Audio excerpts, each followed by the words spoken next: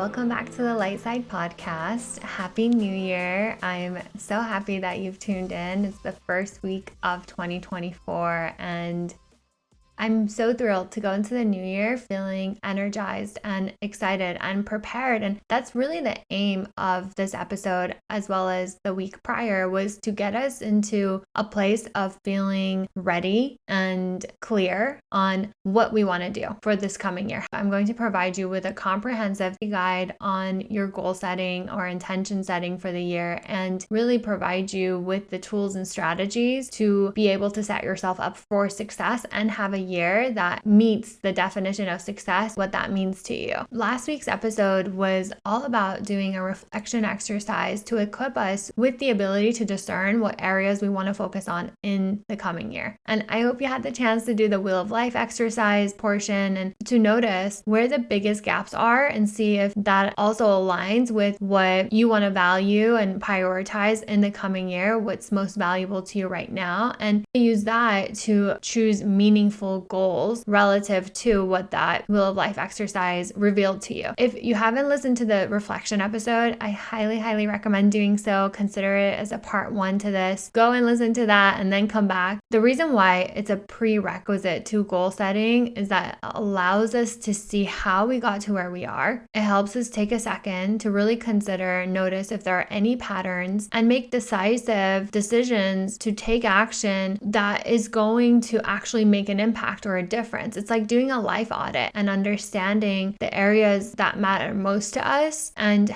through the Wheel of Life exercise and through the reflection questions, how can we take better decisive action in the coming year? How can we set ourselves up for a happier year? If you're listening to this episode, you're likely already bought into why goal setting is important, but I want to give you more reason as to why it is and why you should listen to this. Like, goal setting is so crucial for our personal growth and professional growth too, of course, but goal setting gives us clarity and direction and purpose. It's not intended to determine our worth because our worth is inherent. Like the air we breathe, we were born worthy, but it gives us and the effort that we're putting out into the world on a day-to-day basis more meaning and purpose. It aligns our actions with a purpose. It's not about achieving, so to speak, but it's about the process. It pushes us to grow, to expand, and to become a better, greater version of ourselves. So in the process of goal setting and taking action, we learn more about ourselves. It's self-discovery. We learn about our strengths, our weaknesses, our passions. It helps us build resilience and grit and determination and accountability and consistency and the value of all of that. And so really goal setting is more about the overall intentionality and the mindfulness that we bring into our lives about how we're spending our time, how we're spending our energy, who we're spending time with, being really conscious and intentional about life and living. And so overall, it helps us on our growth journey. And so it's not necessarily about the accomplishments and rewards, but for living a purposeful life, for living consciously and mindfully. I'm also completely aware that you can Google like how to create SMART goals, but I want to really equip you with questions that set you on a self-inquiry journey to help guide your goals and make them more holistic and intentional and provide you with tools and strategies to effectively set goals and to carry them out. So I think it's just so important to not start the new year expecting to change our entire life around with tons of New Year's resolutions because it's extremely overwhelming and it's proven to be ineffective. We really want to focus on 1 or 2 things at a time, and then once we incorporate it, we add on to it. There's a lot of different stats around how long it takes to add a new habit, and it's anywhere between 3 to 9 months. And so I think a lot of people say 60 days or something like that, but it takes months and months of effort, of consistency. And so that's why I think this content that we're going to get into today is so valuable in equipping us. So personally, I'll just share with you that the way I like to approach my year and think about goal setting is as a whole. Like what I do is I do have a brain dump dump of everything that I want to work on. What I like to do is think ahead for the year and think of it as a whole. What I want the key theme for my year to be, what I want to experience more broadly. Then I like to break it down into quarters and seasons and then like assign them to different months that I think feels the best or works best for my life. And I'm sure that's going to look very different for each of us, right? For some of us with families or different types of roles, some are teachers, some have like free us up at different times of the year. So you want to do it in a way in which it makes sense to you. For me personally, it's important to approach my intentions and my goals on a monthly basis and reflect on them on a monthly basis. Starting a new month, I usually have new goals that I'm working on, and ending a month, I reflect on what I was able to do with the time I had and modify and see what did I incorporate, what did I not, what came up for me. I'm going to get into all of this in more granular detail, but I think it's helpful to take off the pressure. Like we need to hit the ground running in January and really just break it up into small, achievable goals. And not only will that motivate us, but it just works. It's proven to work more effectively. And it's very common for us to want to tackle everything at once, but it's important for us to start small, then build up, because the quality matters more than the quantity or speed of the achievement. So towards the end of the episode, we'll talk about effective goal setting strategies and tips, but first and foremost, I want to kick off by building the groundwork for our goal setting and setting intentions before we get into the details of our goals. It's really valuable and important to think about your year with a vision in mind. Consider this question, like what is a key theme that I want to define my year this year? Maybe fast forward to January 2025 and think about how you want to feel at that time and consider the key theme for you. Maybe it's transformation, maybe it's healing, maybe it's growth, maybe it's balance or well-being. This key theme really sets the tone and direction for your year is kind of how I'd like for you to think about it. It's like a guiding, overarching narrative. And it helps frame our mindset and approach for the year because, that's your vision for how you want to spend the next 12 months. And really, I want to take it a step further and then for you to pick a word that you want to define your year. And the word is more focused. So it's kind of like a mantra or like a guiding principle. Maybe your anchor from which you lean on to make decisions or lean on for motivation. So maybe it's resilience, maybe it's courage. And using that word as a constant reminder to maintain focus and consistency towards your goals, towards working on whatever you are working on. And so I find this really helpful because at times when you feel indecisive, when you feel distracted or lost, it can help us make decisions. It can help us maintain focus and be a source of motivation. And so together they work hand in hand. Your vision of the year has a key theme. Maybe it's transformation, and your word is resilience. Through that transformation allows you to zoom in and maintain the theme that you want for the year. I shared a post on this on Instagram on New Year's Eve, and I'd love to hear your word. Go and comment, share your word with us. I think it's encouraging and inspiring for others to see the different words that people choose, and it helps add diversity of thought. Like it's maybe get ideas. I think it helps to lean on each other. And the next question I want you to consider is, what does success look like to me? What does success mean to me? Getting clear on what success means to you and knowing that it means different things to all of us is extremely, extremely valuable and informative in determining our path. There's different areas of your life that contribute to your overall success. And I think it's important to ask yourself, what emotions do I associate with being successful? How does success feel to me? Is it a sense of accomplishment? Is it a sense of fulfillment? Of happiness? Does a specific area of your life dominate what success means to you? Is it family, career, relationships? Is it freedom? Is it health? Maybe success to you is based on the impact you have on others or your community. Maybe it's about awards and titles or validation and approval. It's just important to get to know yourself on this definition. Become aware of what success means to you and how it compares to your level of inner peace and how you feel on a day-to-day basis. And maybe you'll recognize that it may have changed over time from what you thought it meant to you in the past. Now your definition of success has changed entirely. That's definitely the case for me over the years. It's evolved. And maybe imagine looking back on your life and think about what achievements or aspects of your life you would look back on and you would label as being successful, or like that you would feel you've truly done well in life. And bring those thoughts front and center and consider, what changes do I need to make in my life over the next few months to be on that path to what success means to me. Be very specific and clear with yourself. What would you like to see change in your life over the next few months?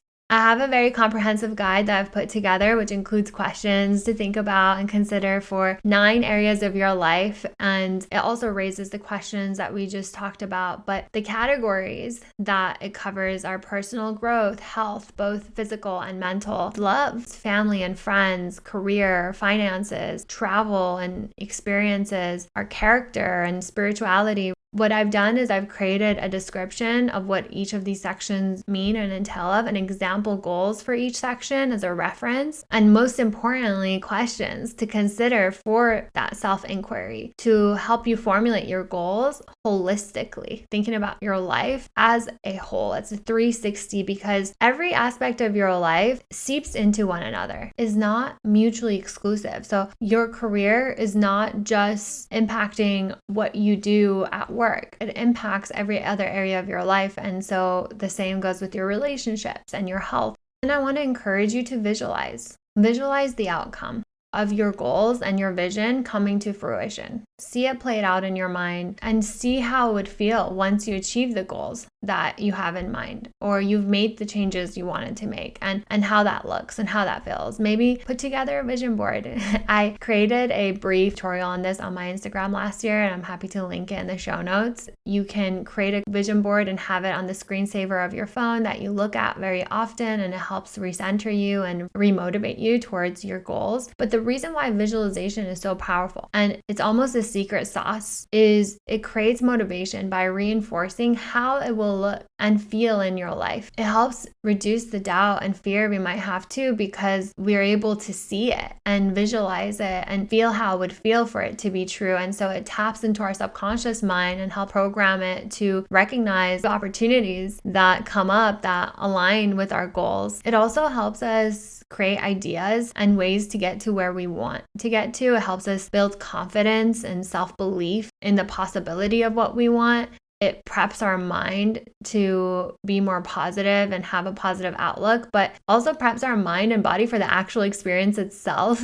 And really, I encourage you to visualize what it will feel like when your goals have come to fruition, once they are a part of your life, and write about it in terms of how it'll feel when it's accomplished, as if it's already come to pass. That will help further conjure up feelings that will motivate you. If you want more on this, I go into a lot of depth on it on my manifestation tips episode. I highly suggest that. Ultimately, the message I want to drive home about visualization is that it helps us get specific and precise and clear, and it helps us reinforce the belief in its possibility, and therefore it impacts our actions and our effort, and the feelings that it conjures up play as a key motivator. They push us, and it delivers the why in our mind very clearly, because we get to experience it and see it before it actually happens. And so I have a funny story about this, and I think it requires its own episode because it was so mind-blowing, and I don't want to go off on a tangent. So having covered what we've covered so far to set the foundation for your goal setting, let's dive into effective strategies for goal setting. Very briefly, I think the biggest takeaway from employing effective strategies when it comes to goal setting is keeping in mind that our goals need to be trackable. And that's why a lot of times you hear people talk about setting SMART goals, which stands for specific, measurable, achievable, relevant, time-bound. And I'll share some examples to showcase how we can make SMART goals. It's not as complicated as it sounds. So for instance, if I want to improve my well-being, my SMART goal is going to be I'm going to add a 30-minute morning routine consisting of a 10-minute meditation and 20-minute yoga 5 days a week for the next 3 months. So this is specific. It's very clear. It's measurable because, it's going to be a 30-minute time frame and the frequency is 5 days a week. It's achievable because it's only adding 30 minutes to my day. It's not adding like 1 or 2 hour routine to an already busy morning. It's relevant in that it improves my well-being very directly. So it helps me center and ground myself before the start of my day, and it creates space in my energy. And also, it's time bound because it's for the next 3 months. And I love this so much because it's very clear. It has a level of accountability. It allows us to be able to measure the progress and its effectiveness. And 3 months is a great period of time to incorporate in a habit. And through that 3 months, I'll definitely do reflections and see like, how is it going? Like, do I want to increase it? Maybe actually I'm going to go to bed 40 minutes earlier and I can do a 30-minute yoga instead of a 20-minute. I'll feel even better because I'm increasing the amount of time I'm giving back to myself and my body. Another example for a SMART goal is maybe it's to improve my relationship with my parents or siblings or partner, insert person of interest. I'll plan to dedicate at least 2 hours of interrupted quality time every weekend for the next 3 months, where we do things that we like or we both enjoy. Maybe it's having meaningful conversations, going on a hike, trying a new restaurant, whatever resonates for you and your relationship, or whatever you enjoy doing. But that is a very specific, it's measurable because it's every week. It's 2 hours of time, uninterrupted quality time. It's achievable because my weekends, I like to do something fun. It's relevant because I'm very much interested in improving my relationships and deepening them. And it's time bound because I want to do it for at least 3 months and ideally longer after that. Try it out. Try setting very specific, measurable goals that will help you.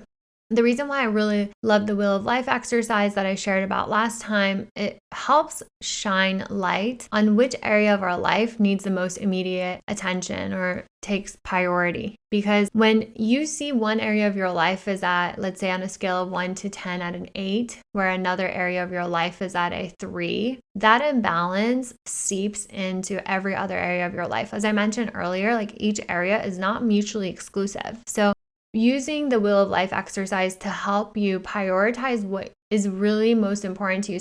Just reflecting quickly, what's coming to mind is when I think about my career, like every year I had this career goal and I would work towards it. And looking back, had I done this Wheel of Life exercise, I would have noticed how my well-being and my health ranked on the scale of 1 to 10, let's say it being like a 2 or a 3 at the time. And then my career was already at an 8 or a 9. That imbalance, if I had identified it then, it could have saved me the burnout that I experienced. It could have saved me the pain and the tough time that I went through on a personal level, or even how I ranked in my relationships. Again, seeing where there's an imbalance in your life can help determine what area of your life you want to give more focus to and prioritize accordingly to determine what's most important to you and rank your goals that way, because we can only do 1 or 2 changes at a time. It is unrealistic, and I've never heard any encourage us to make a ton of changes at once. It's a recipe for disaster. Honestly, I don't